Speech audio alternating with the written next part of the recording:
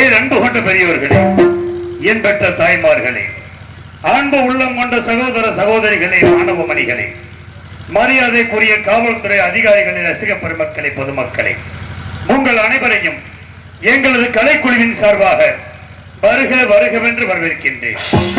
இந்த நாடக கலையை வளர்த்த தவ திரு சங்கரதாஸ் சுவாமிகள், சோடியூர் கனக சபாபதி பிள்ளை அவர்கள், நமச்சிவாயபுரம் NS வரதராசன் ஐயா அவர்களின் பாதம் தொட்டு வணங்கி, சிவகங்கை மாவட்டம் தஞ்சாவூர் MK முத்துச்சாமி ராஜநடிகரின் மகனாகிய சமய கருப்பு ஆகிய நான் மாமன்னர் ஹரிச்சந்திரன் பாத்திரம் தாங்கி உங்கள் அன்பையும் ஆசியும் பெற உங்கள் முன்னால் வருகிறேன்.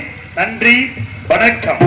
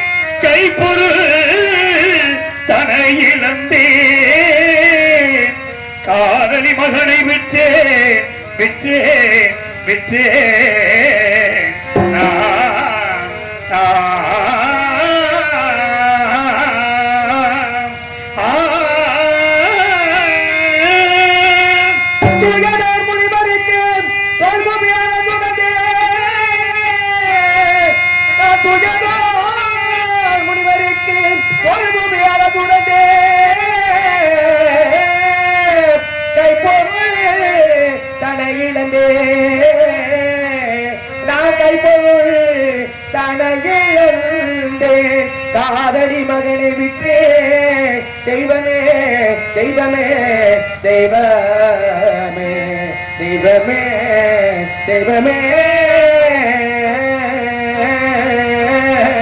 தெய்வமே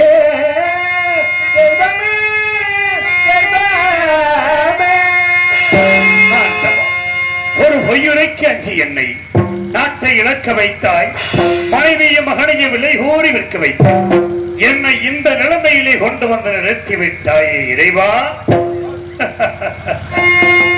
பொய்யது உரைக்க அஞ்சி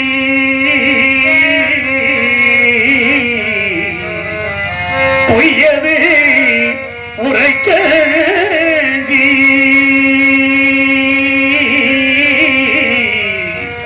பாவி நான் புவிதனில் அடிமையானே.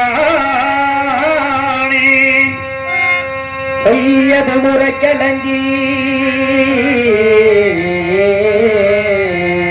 நான் பொய்யது உரைக்கலஞ்சி புவிதனில் அடிமையானே.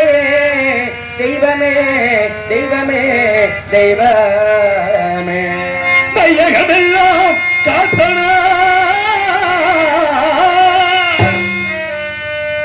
இந்த மையகமெல்லாம் காத்தனா மயானத்தை காக்க போரே வையகம் காத்தனா காசி மயானம் காக்க புறப்பட்டே தெய்வமே தெய்வமே சிவமே தெய்வமே இந்த வையகமெல்லாம் காத்த மாதினார் மயானத்தை காக்க போகிறேன் தெய்வமே தெய்வமே தெய்வமே தெய்வமே தெய்வமே தெய்வமே மகாமுனிவன் கொடுமையினான் சிவமே கொடுமையினார் சிவமே மகாமுனிவன் கொடுமையினான் சிவமே ஓசலை ஆடி வந்தேன் ஓசலை நாடி வந்தேன் ஓசலை ஆடி வந்தேன் முடிவனையை இழந்தேன் இழந்தேன் பாவினான் இழந்தேன் மகாமுனிவன்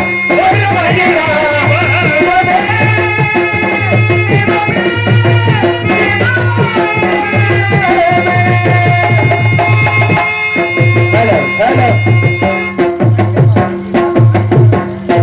Hello, hello.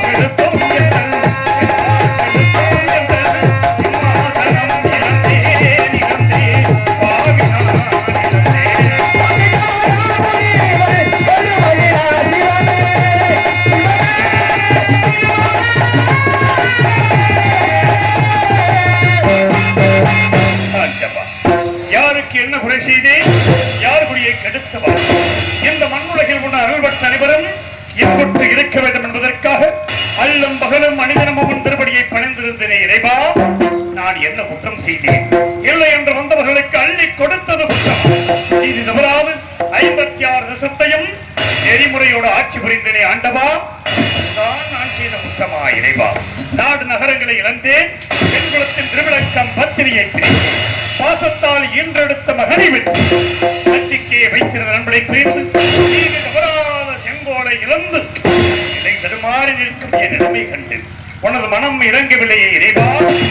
கல்லாகி விட்டாயா? உன் மனம்தான் கல்லாகி விட்டதா? கடைக்கண் திறந்து இந்த ஏழையின் திருமுகத்தை ஒரே ஒரு முறை பார்க்க மாட்டாயா இறைவா? ஒரே ஒரு முறை பார்க்க மாட்டாயா?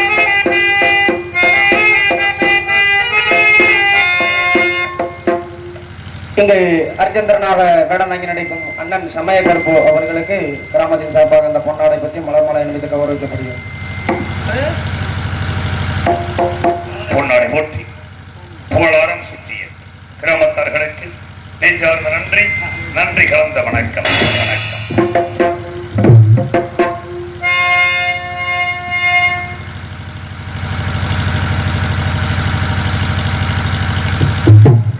பகவானே பகவானே பகவானே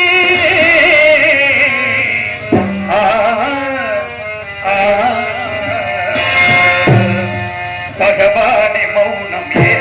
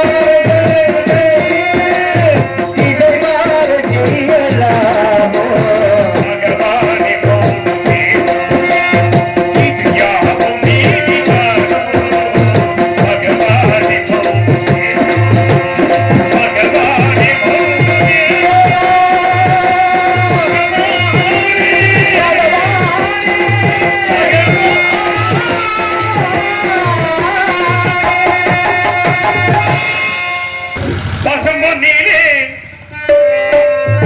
பசும்பொன்னிலே பிறந்த மகன் கதையை கேளையா பசும்பொன்னிலே பிறந்த மகன் கதையை கேளையா மனிதனிலே பழனிமலை முருகத்தானையா அதை கேட்டடையே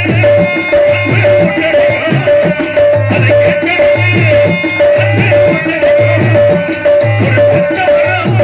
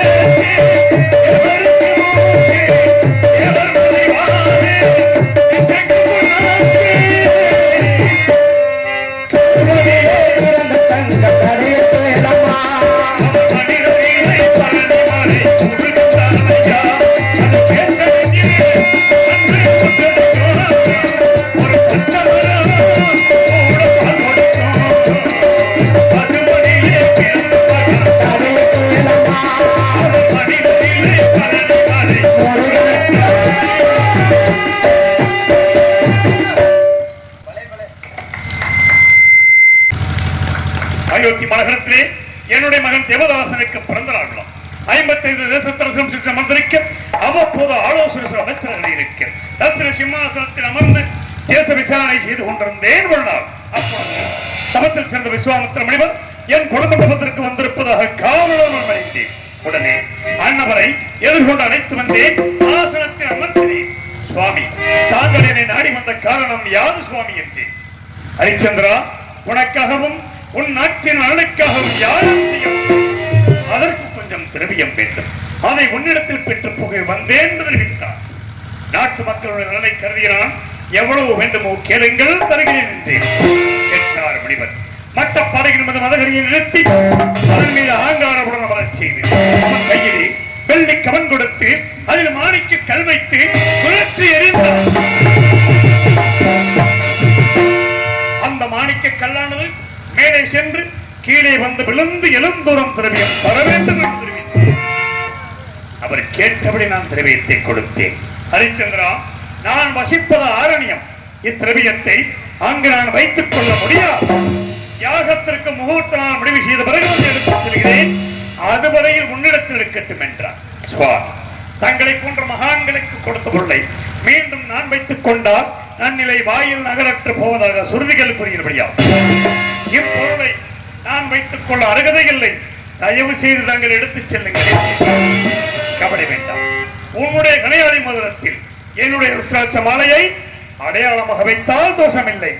அதன்படி செய்யலாம் என்று செய்துவிட்டு முனிவர் சென்ற சிறிது நேரத்தில் ஆசார வாசலிலே குடிமக்களின் அபயக்குரல்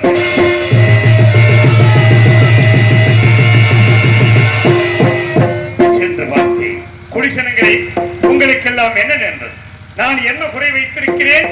எதற்காக அளவு புலம்புகிறீர்கள் என்று. மன்னா, நாங்கள் இந்த பயிர்களை எல்லாம் கொடிய மிருகங்கள் வந்து அழித்து விட்டது மன்னா.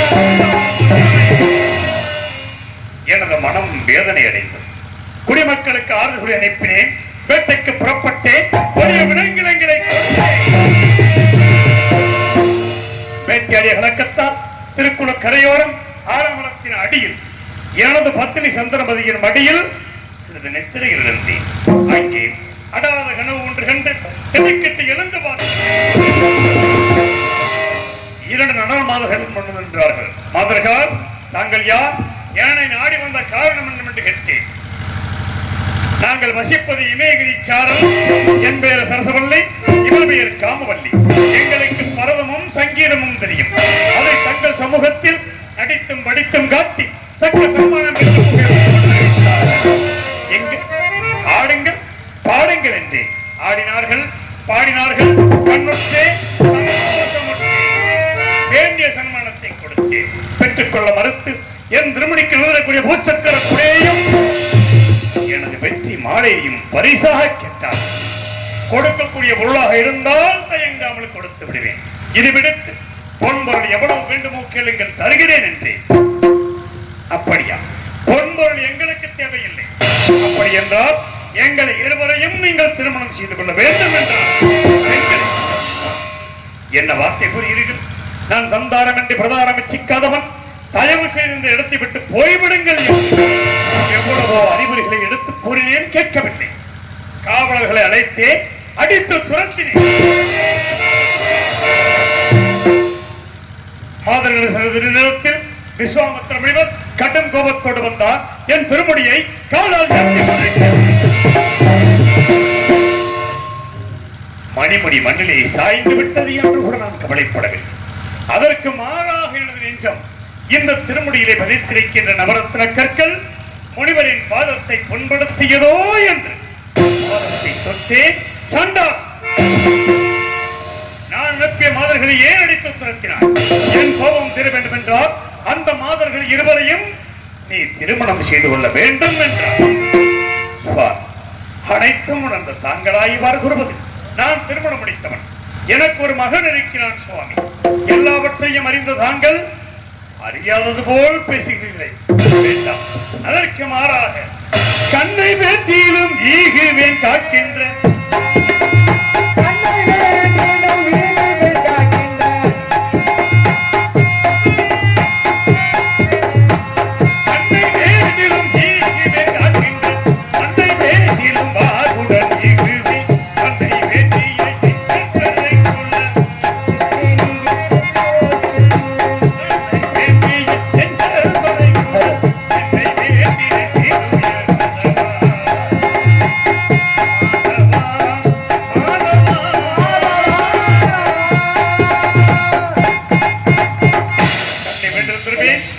காக்கிறது மண்ணை கேட்டாலும் பெறுவேன். பொன் கண்கள் இருக்கிறதுக்காக நல்லா இருக்கியா? அப்படியே வை.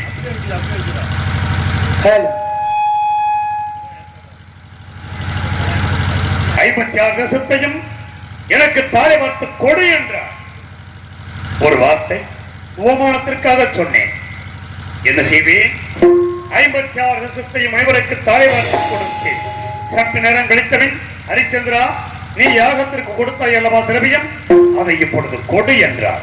சுவாமி, அந்த திரவியத்தை அரண்மனையிலே களஞ்சியத்தில் வைத்து பூட்டியவாறு இருக்கிறது, எடுத்துக் கொள்ளுங்கள் என்று. நீ நாடு நகரங்களை தாரை பார்க்கும் பொழுது பொருள் நீங்களாக தாரை பார்க்கவில்லை. இல்லை என்று சொல்லிவிடு, போய்விடுகிறேன். இல்லை என்று சொல்ல மாட்டான் இந்த ஹரிச்சந்திரன். எனக்கு ஏதாவது ஒரு தவணை கொடுங்கள், தவணைக்குள் தங்களுக்கு சேரவிட திரவியத்தை நான் கொடுத்து விடுகிறேன் என்று. ராஜகர் 48 நாட்கள் தவணை தருகிறேன். யாகத்திற்கு சென்ற திரவியத்தை நட்சத்திரங்களை உன்னோடு அனுப்பி வைக்கிறேன், அவரிடத்தில் கொடுத்து விடுகின்றார். நான் சம்மதித்து இந்த நாட்டை விட்டு போவதற்காக ஒரு அடி எடுத்து வைத்தேன். ஹரிச்சந்திரனில் நாடு நகரங்களை கொடுத்து விட்டேன். பொன்பொருள் தருவதாக தங்களுக்கு வாக்கு கொடுத்திருக்கிறேன். மீண்டும் நான் என்ன கொடுக்க வேண்டும் சொல்லுங்கள். உன்னை இந்த ராஜமணிகள் நாட்டை விட்டு போவதற்கு சம்மதிக்க மாட்டேன். நான் கொடுக்கும் காய் வஸ்திரத்தை அணிந்தான் நீ செல்ல வேண்டும் என்று. நாடு நகரம் எனது உயிரின் மேலான குடிமக்களை எல்லாம் நான் பிரிந்து செல்லப் போகிறேன். எனக்கு இந்த ராஜ முடியா பெரியது, தாராளமாக கொடுங்கள் என்று கூறினார்.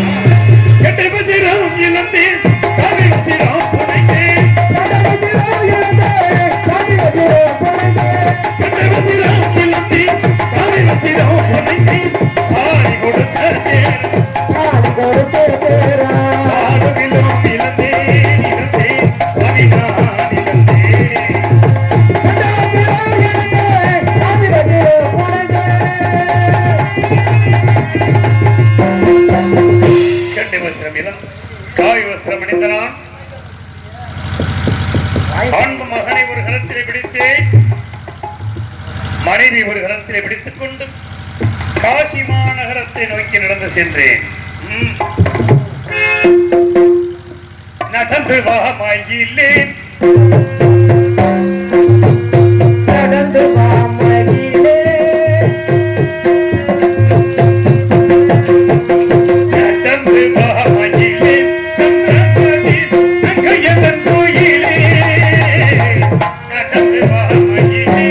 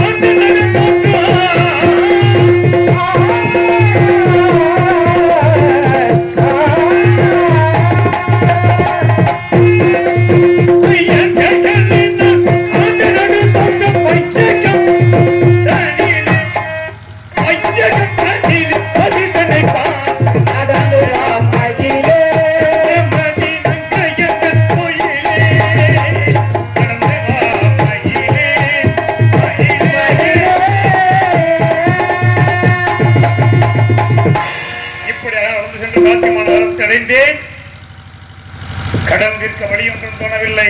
சரியா வையே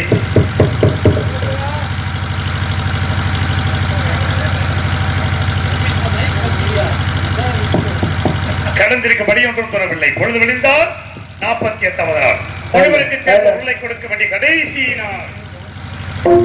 என்ன செய்வேன்? வழி தெரியாமல் தகைத்தனான் இரு பேர்களையும் என் கரங்களில் பிடித்துக் கொண்டு காசி மாநகரத்து விதிகளிலே விலையோ விலை விலையோ விலை விலையோ விலை என்று விலை கூறி சென்றேன். எப்படி விலை கூறினேன் தெரியுமா? விலையோ விலை என்று கோருகின்றேன், விலை என்று கோருகின்றேன், மனைவிடனை விலை கூறுகின்றேன். காசியில் வாழும் கணவான்களே என்ற காரிகையை விலை கூறுகின்றேன். காரியில் வாழும் கணவான்களே என்ற காரிகையை விடை கூறுங்களே. விலையோ விலை என்று கோருகின்றேன்.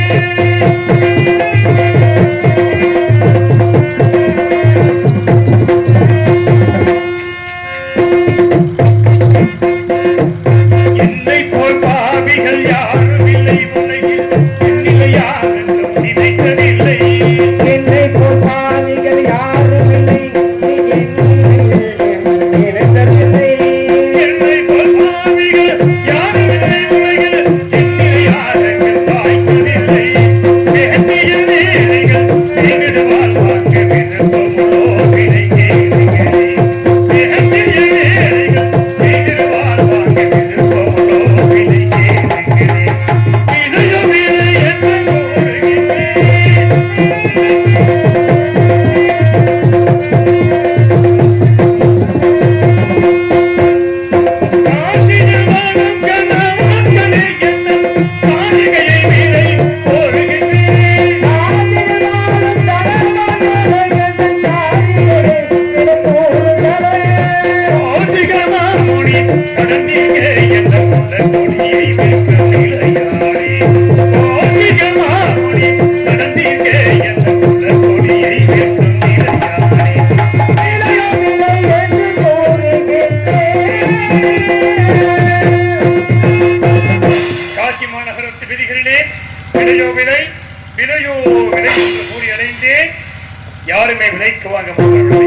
இறுதியாக இருப்பது அந்தணர் வீதி. அந்தணர் வீதிக்கு மனைவி ஒரு கரத்திலே பிடித்தே மகனை ஒரு கரத்திலே பிடித்துக் கொண்டு ஆடு மாடுகளை விளைகொள்வதை போல் மனைவி மகனையும் விலையோ விலை விலையோ விலை என்று மீண்டும் விலை கொள்ளேன். இந்த உலகத்தில் யாருமே செய்யாத செயலை நான் செய்வா.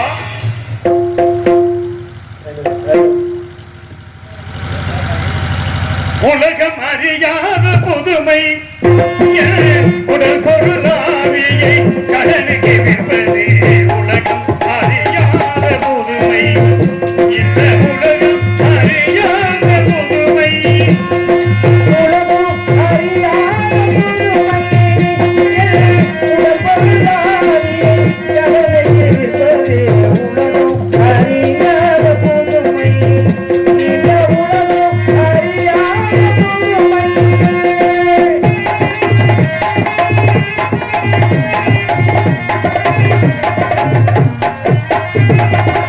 அலைகடல் திரும்பதை போலே கருப்பதை போலே அலைகடல் ஒருபதை போல இதையோ நிறத்தேனே விதையும் புகுந்தேனே. உலகம் அறியாத புதுமை இந்த உலகம் அறியாத புதுமை.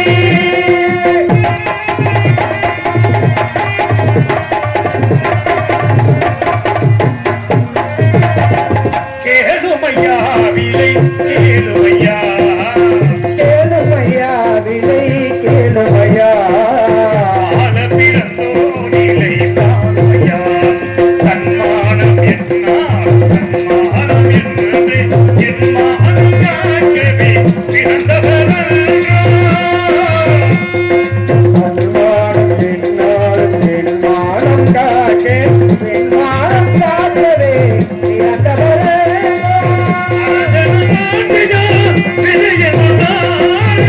அழகராகியோ விதியை புகாரே.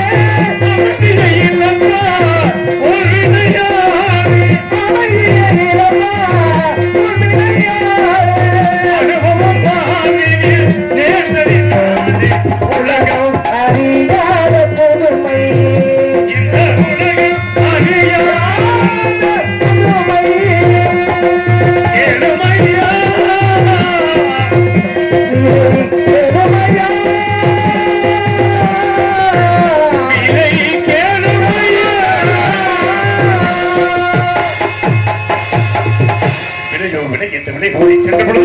யாருமே விலைக்கு வாங்க முன்பவர்களை இறுதியாக காலகண்ட ஐயன் விலைக்கு வாங்கி அன்பு மனைவி மகனையும் என் கண்ணதிலே அடித்து இழுத்துச் சென்ற அந்த கொடிய செயலை என் நெஞ்சம் மறைக்கவில்லை இறைவா. அந்த பொருளை பட்ட நான் தரகத்தில் கொடுத்து விட்டு பட்டகலம் தீர்ந்து விட்டது மன அமைதியோடு இருந்தேன். மனிதன் நினைப்பதுண்டு வாழ்வு நிலைக்கும் என்று, இறைவன் நினைப்பதுண்டு பாவம் மனிதன் என்று.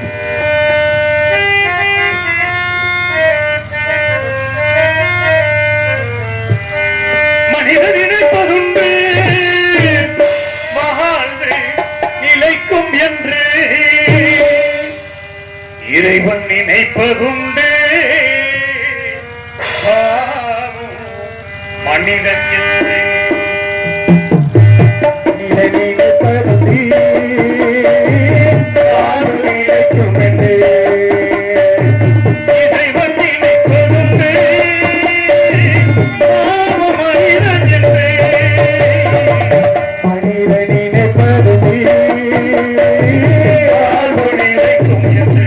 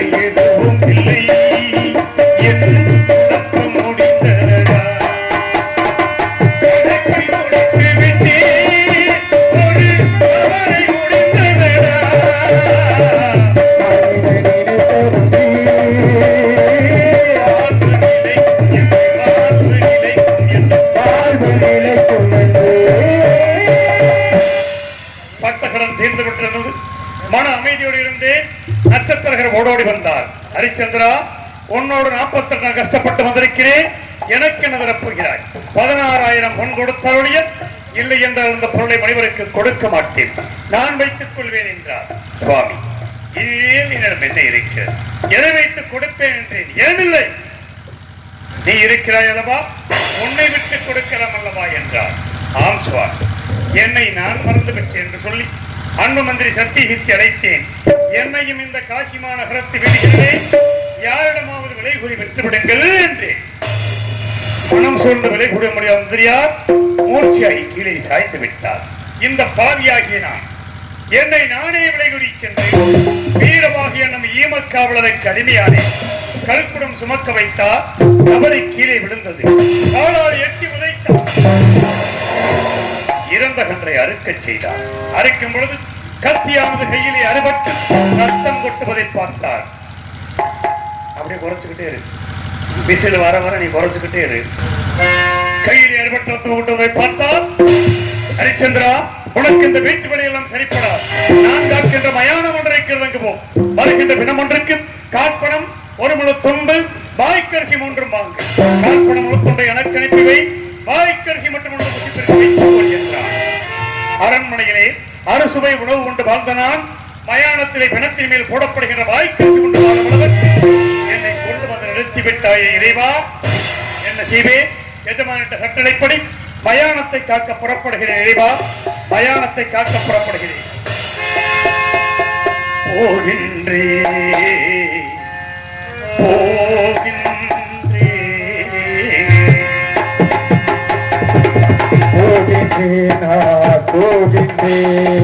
விதிபதியோடு மதிபதியோடு விதிபதியோடு மதிபதியோடு